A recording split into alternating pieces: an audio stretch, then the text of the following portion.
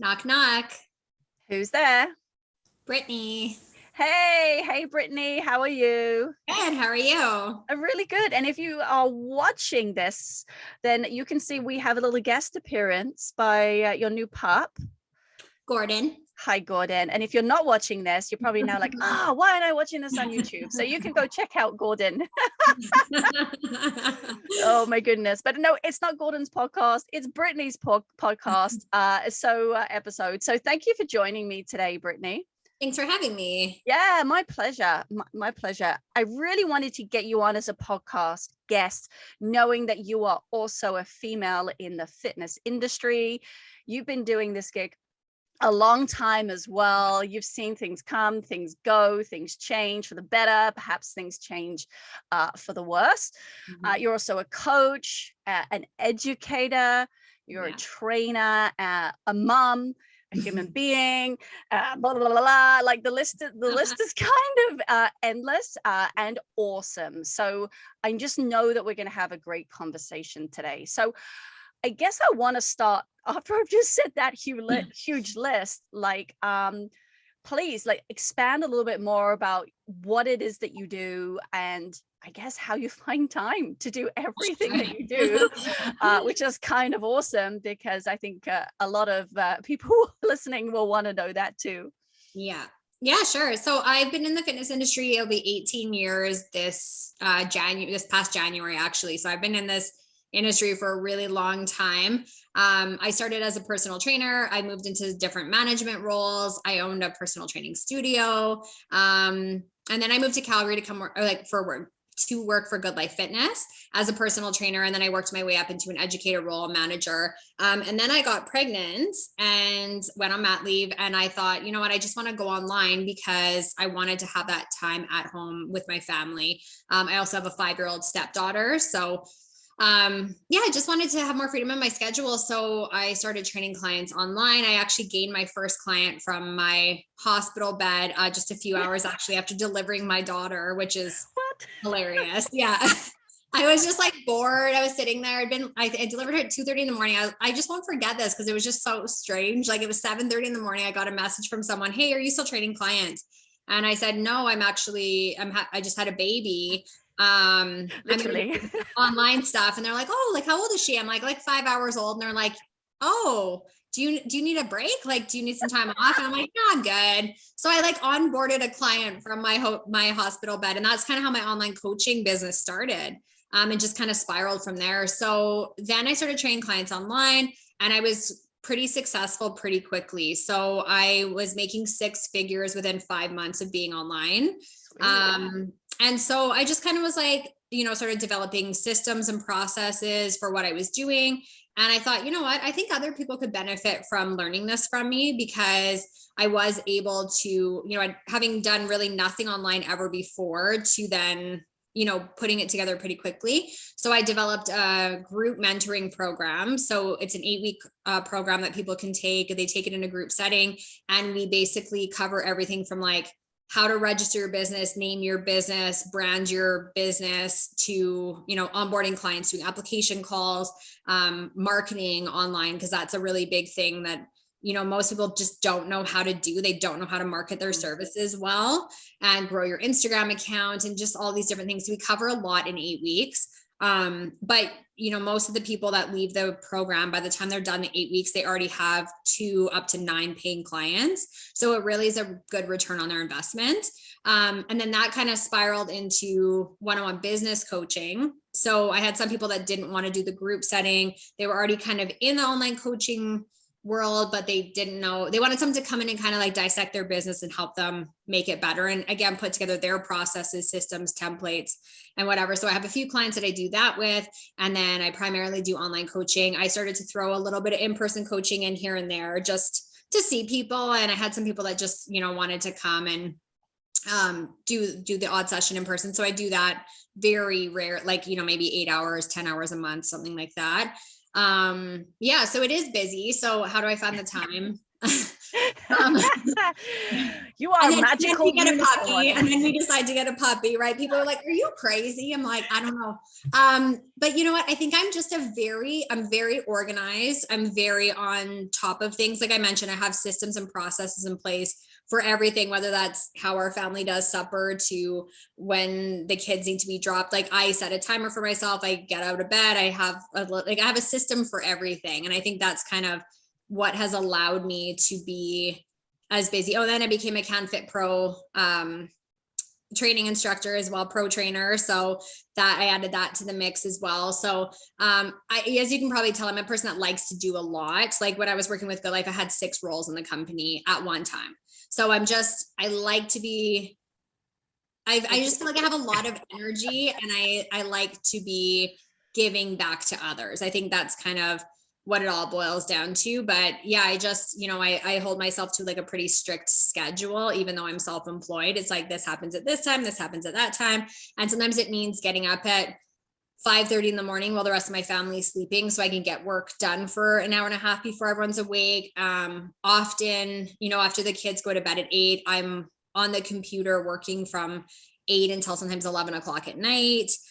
Even we had friends over for the Super Bowl party, and I'm like, "Hey guys, I'm here, but like, sorry, I'm on the couch doing client check-ins." So I'm like having conversations and like responding to my clients' check-ins at the same time. It's just, I just get it done. I just kind of do what I need to do to get everything done. And I don't have a lot of downtime, I guess, is probably the only thing. But I've never been someone that really requires that, like, to fill my cup up. I get more fulfillment from like not spreading myself thin, but from giving back in a bunch of different places.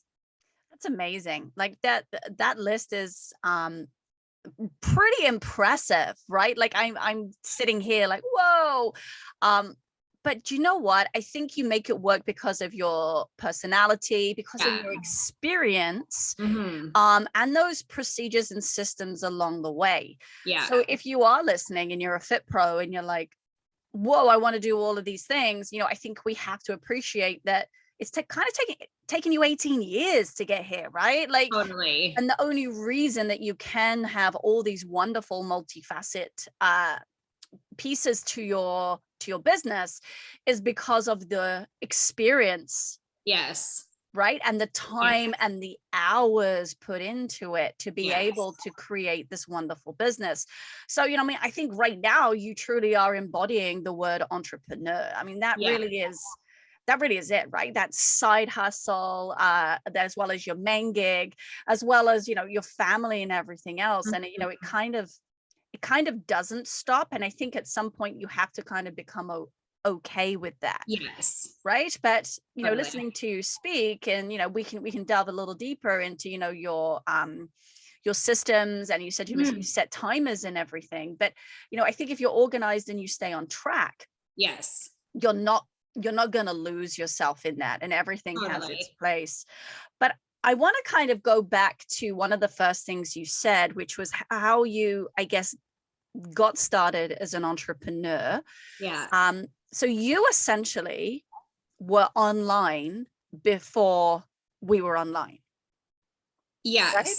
So if we think about the pandemic, it forced the industry online. I mean, some people didn't, right? They've kind of sat back and they've waited for openings. But you did like the online thing before the online thing. So let's talk a little bit about that more, like what it looked like for you. And you mentioned that, you got up to like 6 figures. So, what did you do in that time to see such rapid growth?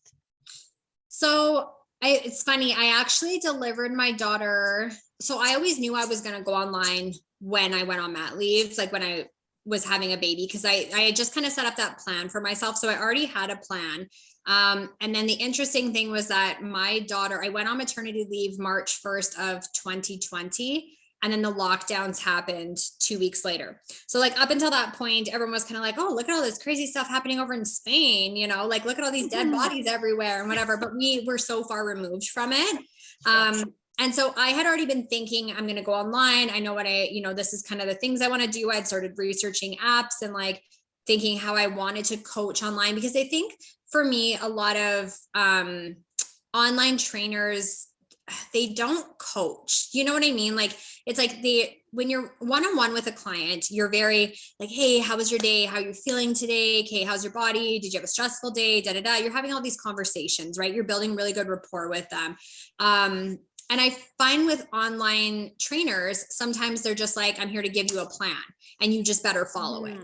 And I think there's a big difference between training and coaching, right? Because anyone can come up with a plan and give it to someone, but to be a coach, you're diving into behaviors, mindsets, habits, lifestyle, like really looking at these people with an empathetic lens and thinking, what's prevented you so far from getting the results that you want? It's not that you can find free workout plans all over the internet, right? Like you can research. It's not a knowledge gap for most people, it's a psychology gap.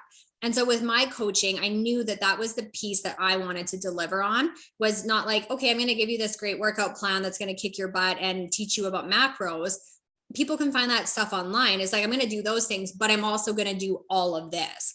And so I had already started piecing all of that kind of together, thinking like, what do these people need from me? I've been an in-person trainer for 16 years. So I already knew a lot of the things that people needed, right? In terms of not being able to get results. But I'm like, how do I deliver this online?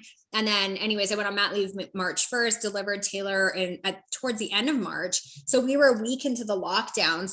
So it was actually, I hate to say perfect timing, but it was coincidental timing, because then all of these people that had relied on gyms in order to get them fit were totally lost. And so it just was like coincidental timing that I started launching all of this stuff. And then all these people were looking for that solution. They were looking for that solution because they didn't know how to work out at home and progressively get fit and all these things. I'm like, hey, listen, there's a lot we can do at home with at-home workouts. And then when the gyms do reopen, you're just going to be that much stronger because we've been working on mobility. We've been removing movement patterns, working on your lifestyle, habit, behavior. And so, it just kind of was coincidental timing. And I think that was a big part of my success, was just that all of these people were searching for an online option and I was there delivering it. Yeah, totally. So that was a big part of it. For sure. And I think you also touched on something there, that the consumers didn't know how to work out online. But I also think the fitness professionals didn't know how to deliver it. No idea. Online. Yeah. And because you had that 16 years of experience on the floor, you knew what it was like to be a great coach already. Totally. Marry that up, like you said, with the smarts, the specific details, not just being a great coach. And you had already began to really think about how you could deliver your message on an online platform. Yeah. So I think there's some great things in there for people who are thinking of going online, perhaps haven't gone online yet, is it's not as quick and easy as you think it is. You've got to have that prior experience of coaching. Totally. Before you step onto a virtual platform. Yes. Because I don't know if you agree here, Brittany, but coaching online isn't the same. And you think it's going to be the same. You're like, okay, it's fine. But the skill set is actually really quite different. Totally different. So having those years of experience and then being able to step back and go, oh, those coaching cues aren't landing, or those movements aren't working because we're not in a gym environment. Totally. You can then kind of, think on your feet, spin on your heels, and be able to then deliver it confidently, rather than being a new coach going straight online and there isn't necessarily that, that education, that knowledge, that experience to fall back on. Definitely. I'm not saying that you can't do it as a fresh trainer, but it's going to be tough, right? Totally. And that's an interesting point. So I actually, at one point, when I was kind of navigating, like, where do I want to expand my business? Because I knew that I wanted to expand and keep growing. And so actually, before I started doing like group mentoring and the one-on-one business coaching, I took on a few girls like under my wing that had never worked with a client before in their life. They had their certification, but then they just wanted to coach clients online, but they didn't really know how to start. And only one of them is still kind of working with me right now, because it was interesting. It's like, I truly thought, oh, well, you work out, you have your certification, you'll be fine. You can coach clients online. but I realized very quickly, and I had managed big teams of trainers. Like when I was at Good Life, I had a team of almost 20 trainers underneath me. It's not that I don't have management experience or leadership experience, but it was like it's just such a different beast. And I took for granted things, just even like tempo, right? It's like you're writing tempo out for someone, and like some of the tempos they're writing, I'm like, I want you to take this workout and you're going to do it. And you tell me if you think it's a good workout, just because they couldn't, like, whereas I think with coaches that have been doing it for a long time, it's just ingrained in your brain. It's like 3 seconds down, you pause if you want it to be harder, explode up. Do you let them rest at the top or not? Like, what's the idea behind this plan? And then I think the other thing too is, you can think like, okay, I'm not going to put a client on a squat rack and then go have them superset it with the cables over here, because it doesn't make sense in a gym setup, right? Just little things that they didn't think about. And then just on top of that, just coaching, right? Like the motivational coaching. I don't know if you've read like the motivational interviewing book, but I love that book because it's all about meeting your clients, like where they're at, and helping them come up with a plan based off what they're ready to tackle next in their journey. And then you coach them through that. And that's the kind of coaching that I use with all my clients. But even just, trying to teach those kinds of things to someone who's never coached anyone, it's like a struggle, right? It is a whole different skill set. And it's hard enough for trainers that have been doing in-person coaching for a long time to wrap their head around online training. And I find like a lot of conversations I'm having with people like, well, I'm just going to miss the in-person aspect, or how do you get your clients to adhere online? And I'm actually finding my clients online are adhering a lot better to a lot of the lifestyle changes, a lot of the nutrition changes and stuff, because of the way that I'm coaching them, than my in-person clients did. Because I found a lot of in-person clients are like, well, I'm coming to you 3 times a week. They kind of think that should be enough. I don't know if you've ever experienced that, but that's what I found. I found that a lot of people are like, well, I'm paying you all of this money. Like when I was at Good Life, it cost someone $1,200 a month to train with me at 3 times a week because of the level of trainer that I was. And so, when someone's spending that kind of money and they're coming, they're going to get stronger and more fit and have better consistency and all of those things. But if you don't do all the other stuff, like, you know what I mean? And the other 161 hours in the week, well, you're not going to get the results, right? So I find with online clients, they have that different level of buy-in to their plan because they know that a big chunk of it is on them. They're not as reliant as on you because they're not physically seeing you in person. Yeah, it's just upping that accountability. I think you're right. It's almost like, it's almost like I'm paying you for these achievements just to be given, right? It's like turning up, right? Saying, well, I've paid for the education, right? Like I'm paying you to teach me, so I should just pass the exam, right? Like it's the same analogy. It's like, no, like I'm leading the way, but you have to put the work in, and the accountability has to be on you. It's not just, you're just going to pay for it and it will come. So interesting that you found that level of accountability was higher online. And do you think that that's because the expectation was kind of laid out? Do you think that they have more time because they're not, going to and from a location? Maybe they're working from home. Like, what do you think has caused that shift? I think it's a couple of things. So I think some of my clients have straight up told me they're scared of me, so that's fine. That works. But no, I think truly, like all jokes aside, I think it's, I think because they're not having that, like I felt like with in-person clients, a lot of times there was a lot of onus on the trainer to get them, like they felt like because they were coming to see you in person for 3 sessions a week, that they should just magically get results. You know what I mean? Like all this crazy physical transformation is going to happen because they're paying all this money and coming to see you. I find with online clients, they're not paying as much. They're not paying those premium prices that in-person like trainers or people are paying for coaches.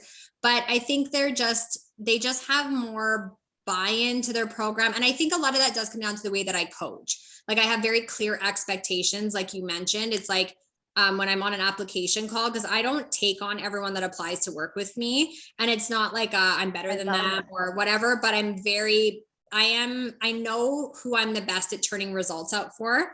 and I know my personality very well. So I'm good at telling very quickly if someone's a good personality fit for me. That's a really big part of coaching.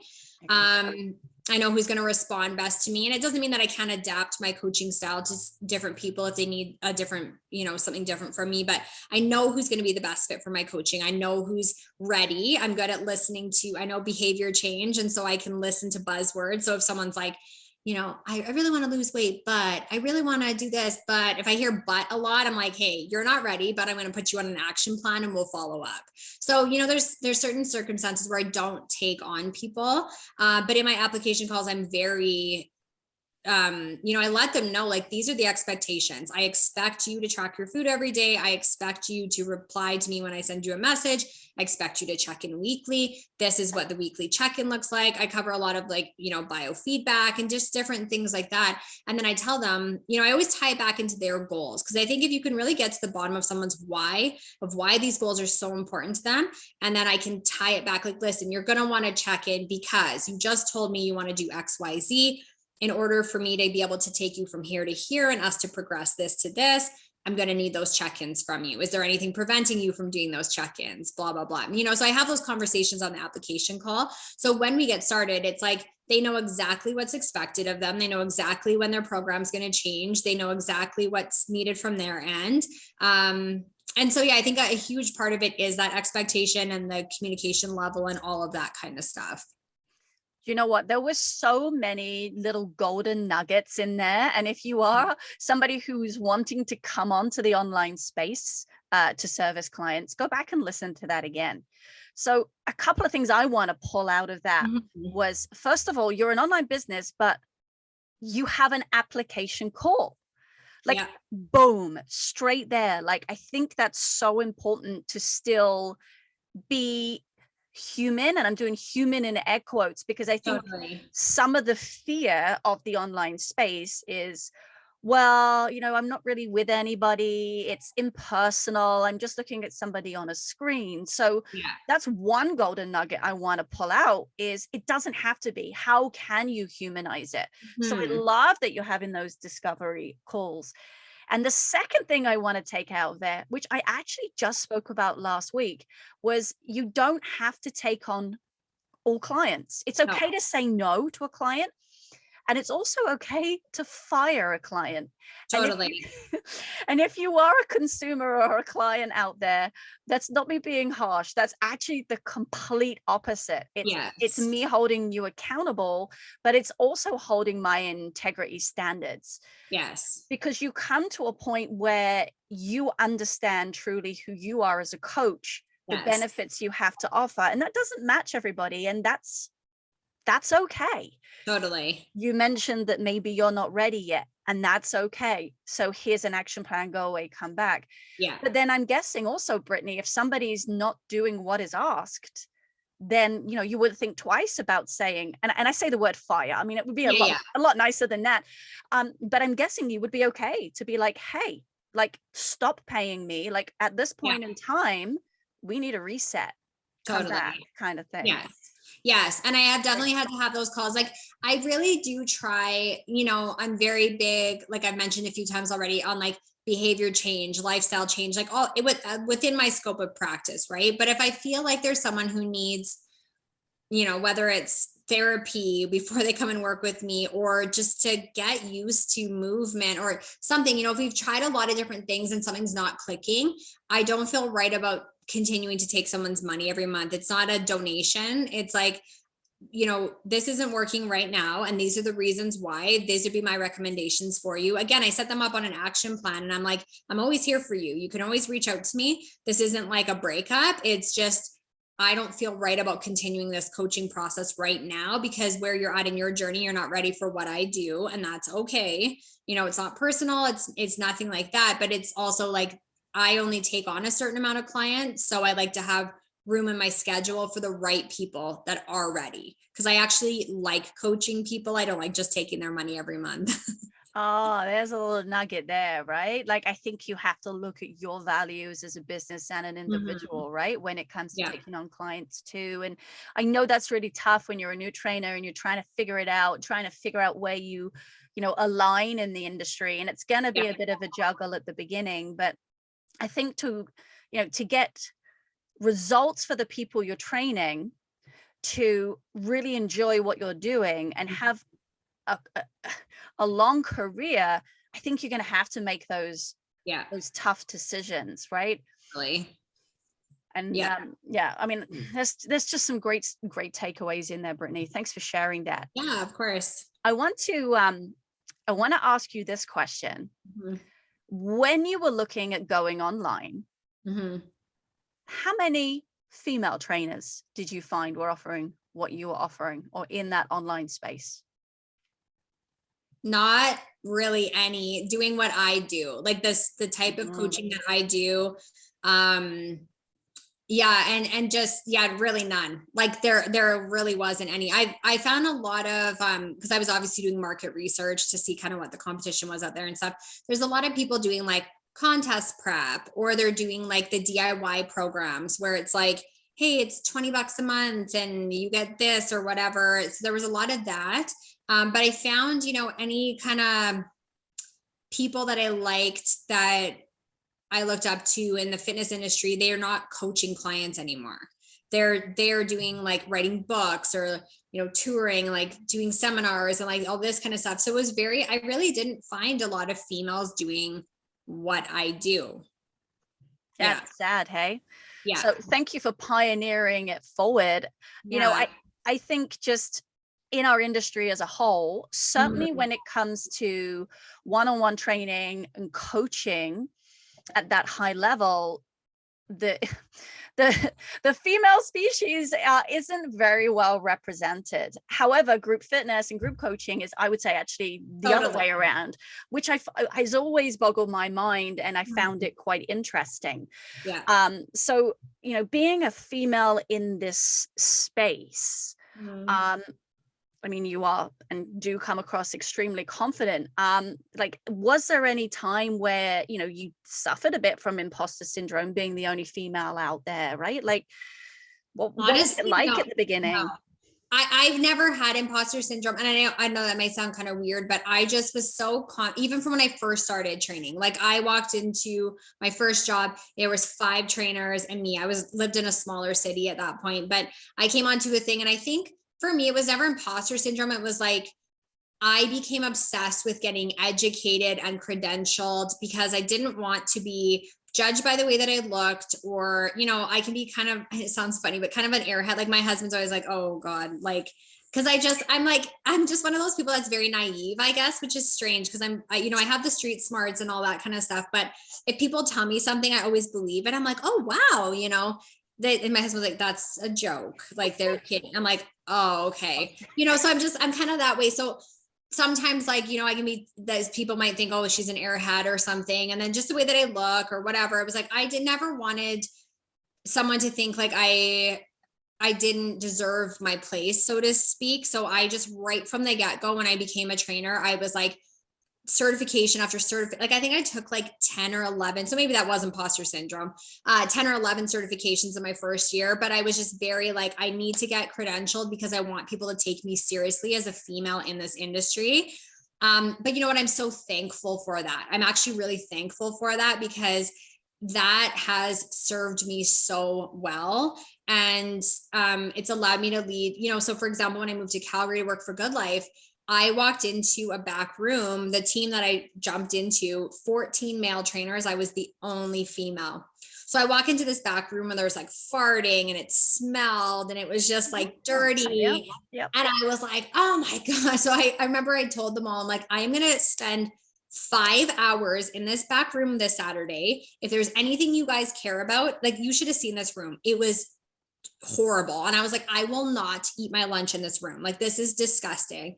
So I just said to them, like, take anything out of this room that you want, because I am going to come in here on Saturday and clean this room. And I came in with like garbage bags and I just gutted the whole room. Oh my gosh. It was funny. But it was then interesting. So then, they had this like bet going of like, who was going to like sleep with me first or whatever. And I found out about this after, and I was just disgusted. And one of the guys ended up sending me a message on like a Friday. It was Friday night. He sent it to me over Facebook Messenger at like 3 a.m, like, hey, how are you?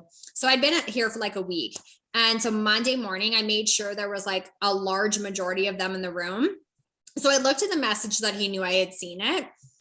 And so when they're all in there, I just said to them, I said, hey, I won't say his name, so-and-so, you messaged me at 3 a.m. on Friday. I don't appreciate it. If you or anyone else in this room has anything to say to me, you can say it to me at work. And they were all like, okay. And I was like, I'm a serious fitness professional. I've been at this a lot longer than most of you. I'm like at least 10 years older than all of you. I'm here to work and I'm probably going to be your manager one day. So don't ever send me a message in the middle of the night. And they were like, okay. But you know what? I earned their respect. Yeah. And I actually did become their manager 18 months later when my manager left. So, I think as a female in the industry, it is heavily dominated by men in personal training and in online coaching as well. And so I think as women, I've never had like imposter syndrome, so to speak, but I've always felt like I had to work extra hard to earn respect and be heard and all of these different things. Right. So that has definitely driven me, but I think in a good way. Like I've always channeled it in a positive way. It's like, I'm going to show you and I'm going to be better than you. And that's just kind of how I've always taken it. And that's not like a feminist thing or anything like that. It's just like, it's the reality of the situation, Wow. Yeah. First of all, like, I'm sorry you had to go through that. Like, yeah. And second of all, I'm sorry because I've experienced the same thing. And I think there's probably a lot of females in the industry, like nodding along. Like, I'm sorry that that's our reality. Yeah. Right. Our reality is that we have to overqualify perhaps ourselves to feel that we can justify ourselves being a female in this space. Yeah. What's that all about? Let's just put that out there. And then to feel that, oh, well, you're the only girl. And so therefore you must be inferior. And then to take bets around, who's going to sleep with you first or whatever it might be. Yeah. Like WTF. So if you are a male trainer listening, don't be that guy. Don't be that guy. Be the guy that makes change. I think we're always going to be not as represented in personal training as we are in group fitness. Yeah. I've seen some facilities, a little bit more balanced as in male to female trainers now. Yeah. And I believe moving forward, a lot of companies in the industry are looking at diversity and inclusion. Yeah. Right. And this is a huge topic of conversation. Totally. So the fact that that is a reality is really sad. And what I love from it is that you took it as an opportunity to better yourself. You took it as a way to motivate yourself. Yeah. And level up. Yeah. So kudos to you. And here you are 18 years later, like totally owning it, owning the online space as a female. And I would just be curious to know where all those blokes that were in the break room are now. Yeah. No, it's funny. So, I mean, a couple of them, only 2 of them are still at that facility. And then a couple of them have moved online, and then a bunch of them just aren't training anymore. They're not working as trainers anymore. Yeah. You know what? I kind of say it tongue in cheek, but yeah, you know what I mean? Like, yeah, totally. Totally. In the pudding. So yeah, I want to touch a little bit more on being a female in the industry and just those kind of preconceptions, right? Mm-hmm. So, I mean, putting it out there, right? Like as a female, and I think about not just people you work with, but consumers looking in. Yeah. Right. Especially, I guess, depending on what you wanted to train in. So let's say you wanted to lift heavy weights. I still think that the consumer is thinking, well, a female trainer can't get me there. Only a male trainer can. But yes. I also, you brought up the subject of, what you look like. So if you're comfortable with it, I want to bring this up, that you are also a model. Yeah. Right. You're extremely attractive. You take care of yourself. You have this bubbly personality. Mm-hmm. Do you find that you are being judged the moment somebody sees an image of you or Yes. sees you in person, but has not even had a conversation, Totally. right? Yes. And this could be a male or a female Yes. consumer. I'm just putting this out Yep. there. So, A, as a female in the industry, are you inferior because you can't lift weights? And then B, as a female looking the way you do, Totally. you must be inferior. Like, have Yes. you experienced that, Brittany? Yes. And it's funny because I've taken such a journey with this. I think when I was, younger, like in my 20s and whatever, because I've been fitness modeling for the same, like 20 years, like a long time. And so I think, it's interesting because when I was younger, it was kind of like, I was almost insecure, I think, by the way that I looked and like my modeling and stuff. I was very like, oh, I don't want to see anything. And I was always, like very, very worried about what people were going to think about me. Cause you mentioned too, like I do get judged by other females. Like even now, me and my husband will go to the grocery store and a woman will walk past me and do this. When I'm with my baby and like, I'm just like, oh my gosh. But what's funny? So talking about my journey. So it was like, when I was younger, I was really insecure. Then I kind of got to this point where like, I didn't post my face or body on Instagram anywhere because I just didn't want people to like follow me because of the way that I looked. I was so worried about, I'd only wear like sweaters everywhere and like cover my body constantly and stuff, like when I was out and about in person. And then I kind of, got to a point where, and I don't know if this just happened because you're like in your 30s, like I'm going to be 40 this year. I just don't give a fuck anymore. Like, I'm just like, if it's, yeah. And I think like, I actually, like I got invited to this trip in Vegas last year where it was like a photo shoot trip. And I really wanted to go, but I was like, man, like, what are people going to think? And like, are other moms going to be judging me? And what are people going to, like, are guys at my husband's work, like, going to be bugging him up, whatever. And then him and I chatted and he's like, do you want to go? And I'm like, I do. And he's like, then go. And I was just like, you're right. Like, amazing. I'm kind of at this point where I'm like, if you are that bent out of shape by the way that I look, that, let's just be honest, the size of my boobs, like whatever, that's a you problem, because those things actually have zero impact on your life. And so that's just kind of how I started turning it around. So even when I see women in the grocery store that maybe, roll their eyes at me or something, I just feel like walking over to them and being like, hey, here's my Instagram handle. I help women just like you, learn to love themselves and whatever. Please give me a follow. Like, I feel like doing that because I know they're hurting. I know that they're in that bad space, because I think pretty much all females have been in that place, right? Where they feel bad about themselves. And so they start picking apart other women and looking down on them and finding everything wrong. Oh, gossip. Oh, have you seen this girl's Instagram? Like, look what she's doing, And I think you kind of come full circle. Hopefully you come full circle on that. And you just kind of get to this age where you're like, we're just all just kind of trying our best. And if it makes you happy, it can't be that bad, right? Like quoting Sheryl Crow, that ages me right there. But like, if it makes you happy, who cares, right? If you're not hurting anyone, if it's not harming anyone, why does it matter how someone looks or whatever? So from a female perspective, for sure, that kind of stuff. But I do feel like, I do feel it all circles back to having to be wildly successful. And that's probably, again, though, I can't hate on those things, because that's what's driven me, right? It's driven me to become qualified, credentialed, successful. Like I remember when I was a fitness manager, there was only 2 females and the rest were males. And I was a top for sales. My team did the best. My team grew the most. And I was just so driven to like, just prove everyone wrong, it's like, and I think that's not a bad thing, but I definitely do think there is judgment based on looks, personality, because I am super bubbly. I am very outgoing, but that's also stopped people from getting started with me. Or I've had clients, like I've had male clients and their wives they're fine with them having a trainer until they meet me. And then they're like, all of a sudden they're canceling their contracts. Right. And it's just sad, because I would never be that person. I would never pursue a married man or anything. And I've never had any kind of relationship with any of my clients.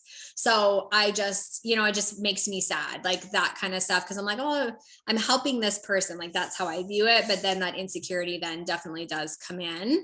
And then I've also had females not hire me because they were intimidated or threatened by the way that I looked, right? And so I feel like with online coaching, I've actually attracted a lot of clients that maybe wouldn't have gotten started with me in person just based off my previous experiences, but they're attracted to what I'm doing online because I'm able to give out my message more. I'm able to talk to my target audience, my ideal client. And that's the woman who has lost that piece of herself or has never been able to find it.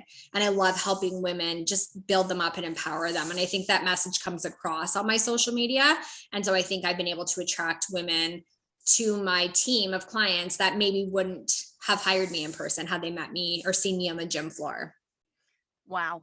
Just so many wows there, Brittany, right? Like I can't, like making your husband cancel because the trainer is you. Like I'm just, it's you're right. And you kind of mentioned it earlier, like somebody's interpretation of you can't control, right? You've just got to be yourself, and then that's their thing. Like whatever's going on in their world, that's how they've chosen to interpret that situation, that encounter, whatever it might be. But the sheer fact that you are judged on the way that you look before someone's even given you a chance to open your mouth, right, or show them what you can do is really, really harsh. Again, I think what you've done so well is been resilient and now flipped it on its head. Yeah. And now you're using it to empower women, right? Yeah. Like this is me unapologetically on Instagram. These are the life lessons I've learned. This is how I can believe, how I believe I can help. This is what I look like. This is what I do. Yeah. Like, are you in? Or are you not? Totally. And I love that you're owning that space and you're claiming that space. And as a female in the industry, I'm proud of you, and I'm proud of how you're pioneering that forward in the way that, and I hope other females feel this way, in the way it should be. Yeah. Thank you. That's really kind of you to say. I really appreciate that. I think, I've grown a lot in the last 5 years, definitely since having a child. I think you just get to this point where you're like, I don't want my daughter dimming herself because of other people. I think when you become a mom, especially to a little girl, you're just, I don't know. I mean, and as a boy mom too, but I think you're just like, I don't want my child feeling like she has to, I think it can go some different ways. Like I think sometimes girls are afraid to speak up in class because they don't want to come across as smart. They don't want to be viewed that way. So they kind of keep themselves quiet, or they don't want to, put themselves out there. And that starts at such a young age. And I want my daughter to see like a woman who's just fearless and, just does it all and is unapologetic and just myself. And I want her to be that way too. Right. And so I think for me, that was a big why behind, that flip switching for me, like totally to that direction, because I was like, no, this is the example I want to lead, because I do think girls are made to be little, small, put everyone first, like it starts from a very young age. And I did actually I made a video, I think the other day about this, but I think a lot of women, especially if they're a mom, if they're a wife, it's like everyone gets fed first and mom eats cold food, right? It's like, everyone's done eating and mom's just sitting down, but now it's time for mom to clean up. Or I've talked to so many women that are like, well, I don't have time to eat. I barely have time to eat the scraps off my child's plate. And I'm like, what the fuck? Like, why have women gotten to this place? I'm like, mom eating healthy and nourishing food that's not ice cold isn't mom putting herself first. It's mom aligning herself with everyone else. Right. And that's why I say, people are like, I feel bad putting myself first. You don't have to. But it's saying mom has needs too, and mom's needs are on alignment with everyone else's needs. Because guess who feels better when she's also in alignment? Mom, right? When we're giving to everyone and doing all the things and whatever, it's like, it's not about putting yourself first, but it's about feeling like you deserve to eat healthy, nourishing foods too. You deserve to move your body too. You deserve to have your needs met too. Right. And I think this starts from a really young age. And so I think there's more women now having babies that are shifting and taking this shifted approach where it's like, you know what, women are expected to be equal earners, have careers, look perfect, have this great body, do all this, blah, blah, blah, blah, blah, and still do the bulk of the housework and still have a super clean house and still put dinner on the, whatever. It's very overwhelming. Yep. And so I think it's like mom's on alignment with everyone else. And sometimes that just means you're saying to your husband, you know, my husband laughs at me sometimes. He's like, I'm going to do something else. I'm like, hey, we're partners. Like, I need this, this, and this from you. But, you know, I've been married before. I've actually had 2 failed marriages in the past. Something that most people don't actually know about me, but I have had 2 failed marriages. And a big part of those was I would just kept myself so small in that marriage. And I did everything for them to the point where I just burst. Right. And so this time I'm like, nope, this is my guy for life. And if he's going to be my guy, then he needs to step up, you know? And so I'm not afraid to say, you do the dishes while I'm cooking this, you take that while I'm doing this. Kate, your turn here. I'm doing that, you know, and he doesn't do it the way that I would do it, not even close, but I've just been okay with that. You know, like he folds the towels in this weird way where I like to like do this like triple flip, but I'm like, you know what? It's all good because the towels are getting folded and it's all good, you know? And so I think as women, we just kind of have to let that go. It's like, they're not going to do it. You know, I look at, oh God, just like the dressing of the children or whatever, right? It's like, they're not going to do it the way you do it. But if you don't want to drive yourself crazy and you want the help, you just got to get over that. That went way off on a weird tangent. But anyways, the long story short is I think women need to put themselves in alignment with everyone else, instead of feeling like they have to dim themselves. And a big part of that is just being unapologetic and being able to ask and say that these are my needs. How do we meet them? You know? I love that. In alignment. Mm-hmm. Like I think I'm gonna borrow that. Yeah, please do. But it's true, you know, and I think those conscious and unconscious biases, like you said, are instilled in us at an early age. Yeah. So, you know, what can we do as, you know, our generation to perhaps influence that and the generation after us? So, you know, I think we are starting to see a shift. Totally. But the shift will only happen if you let it happen. Yes. So to all of those women that are listening right now on that, you know, on that note, being consumed by this bias and surrendering to it, what top 2, 3 tips, whatever you think, would you give them to snap out of it if they can? Mm-hmm. Hopefully they can snap out of it and ask for help and move forward to come into that alignment. So I actually help a lot of my clients with this. So the first thing is just, I have my clients think like, when did this start for you? When did you start to feel like everyone else's needs were above yours and you came last? So that's kind of the first suggestion I have, is like, figure out when this started. So we can kind of figure out, you know, how long has this been a thing? Like, did it just happen when you got married? Did it click? You know, like when in your life did this happen? And then the next thing is just thinking of like, what are my needs? Like, what would I need in a day to really feel like mom's in alignment? So not just like, you know, everyone else is first and I get the leftovers.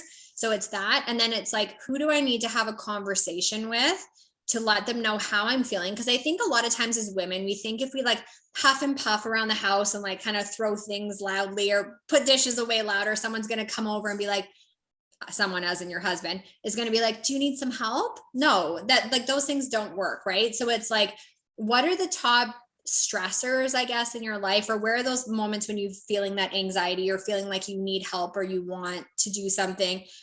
What conversation do you need to have? And then you need to tell that person how you're feeling. Right. Because I think a lot of times, nothing against men, but I don't think men realize how overwhelmed most women feel most of the time, and that they feel like they come last.